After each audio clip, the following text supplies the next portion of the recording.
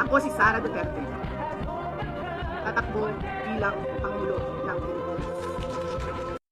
Hala, murag. Paspasin ninyo og pasaka ng impeachment ni Inday Sara.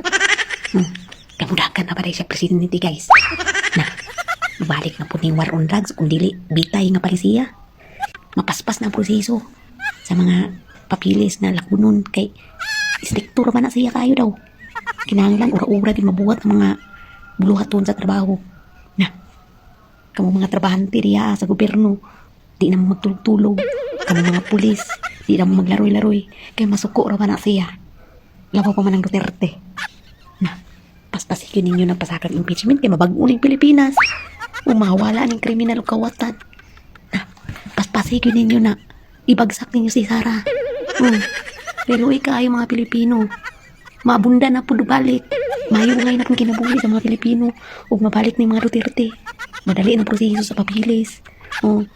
Kanang mga ayuda. Na mahatag na yun na, walay kurap-kurap, walay kulang. Kaya makulangan ka time mo.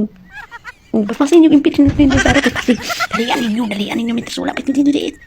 Paspasi. Kaluwi kayo mo. Kayo mga nasa gobyerno ng mga